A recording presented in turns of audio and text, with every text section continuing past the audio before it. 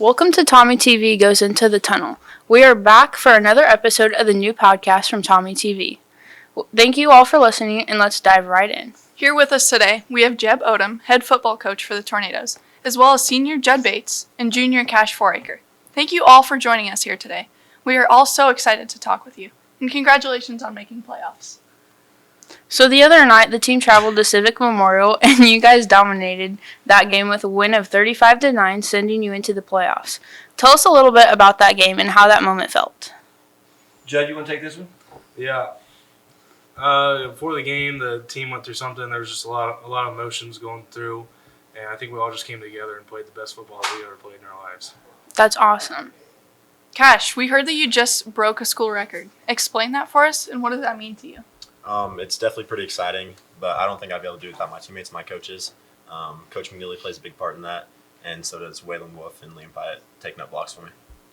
What work led you to get to this point? Definitely this summer. We had a lot of hard work out there in the summer. What happened this summer? We went down to camp for it, and it was pretty hot, and we all had to work together as a team. Nice. Yeah, when you say pretty hot, It's really hot. Yeah, it was like close to Hades. It was Wow. brutal. No air movement. It was pretty bad for us. Can you tell us about some of the experiences you got from that?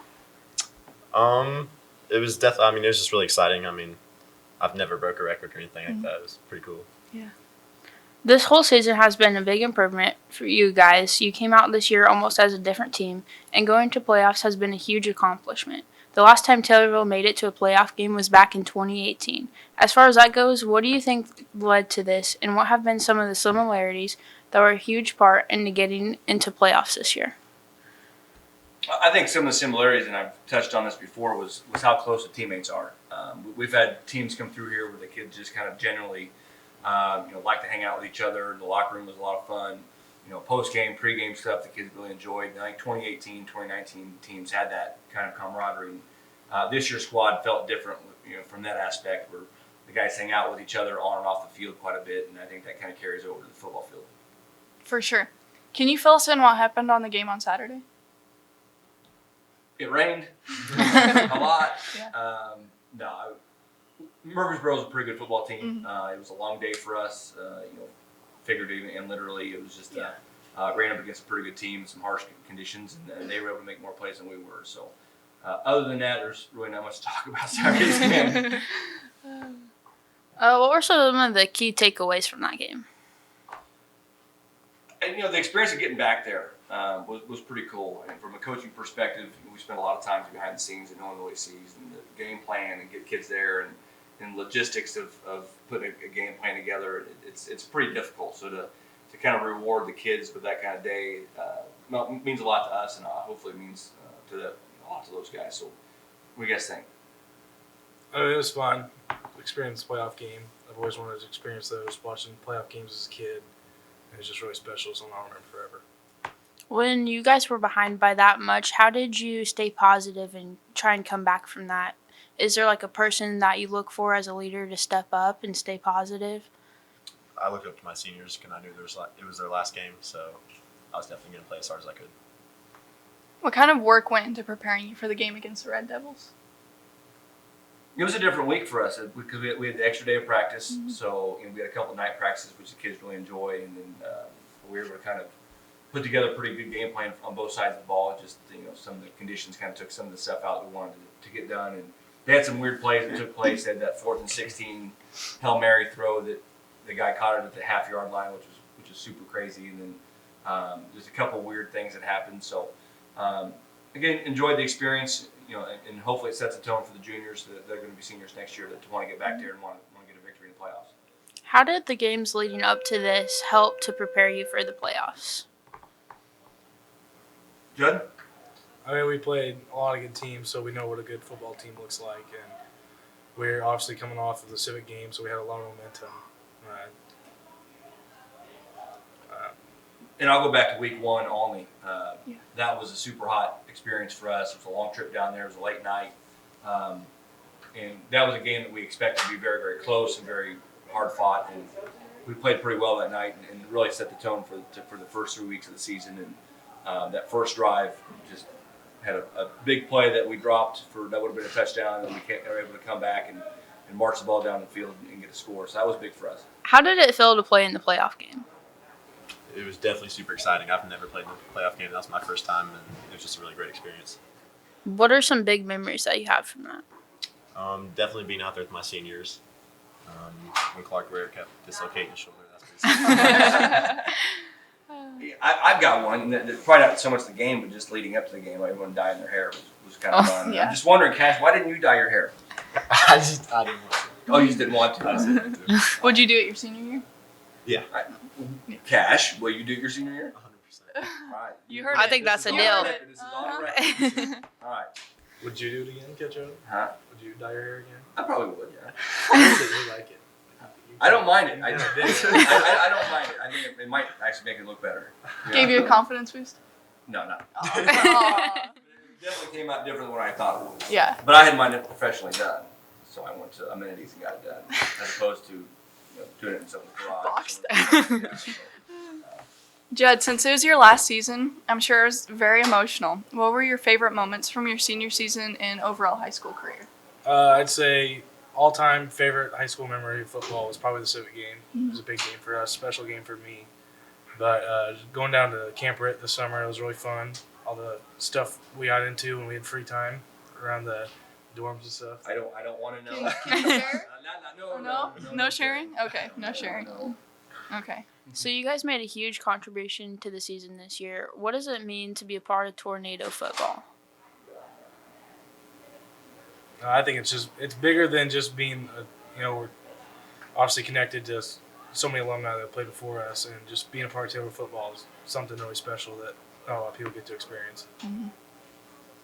Clark Ware had a big game this year, and with him and Baron Odom scoring touchdowns against the Red Devils on Saturday, what were some of the key weapons, such as Clark, that you looked for?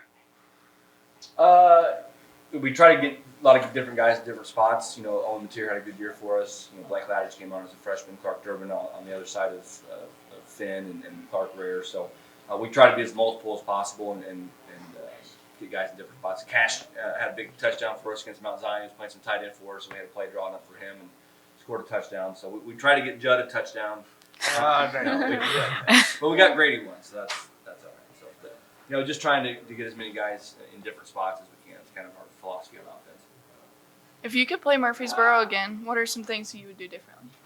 Check the weather before we go. I'd like to think the game plans were pretty solid, but when some bad things happen in that kind of conditions, it kind of limits what you can do offensively.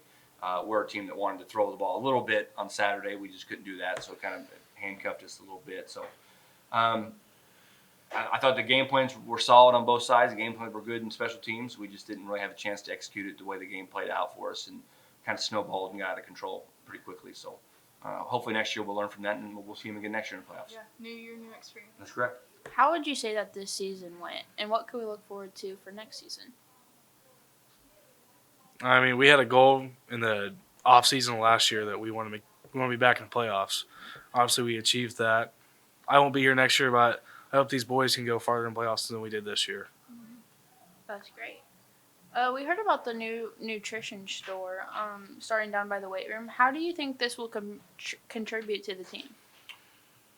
I think it's going to be a much-needed asset to our program. We've always tried to think of ways, whether it was muscle milk in the cafeteria, whether it was getting guys on supplements, on their own, things like that. It gets pretty expensive. But the way that Coach Mateer is attacking it this year has been pretty smart. We've got some people making donations to the program, and we'll see how it goes in terms of once it gets set up and what's it look like. We're still trying to figure out some of those logistics, and but if we can get it rolling and kind of play out the vision that Coach Mateer has for it, we think that the kids will really benefit from it. And we got a lot of guys that have big frames on them, big broad shoulders, but they just haven't had that, that added nutrition that we're looking for. So hopefully this kind of kicks it in, and we can get guys to put on some good weight for us. These guys will tell you firsthand when you go up against teams that are bigger than us. Just physically, it makes for a long night and a pretty physical night. So sometimes we're able to overcome that, sometimes we're not. So hopefully we can kind of level the playing field a little bit. Is there anything else like the nutrition store that you've already started planning for to help make next season an improvement? Next year's going to be a little different. We've got some things as far as schedule-wise, that we're hoping the kids are excited about, and the trip to Florida to play a game.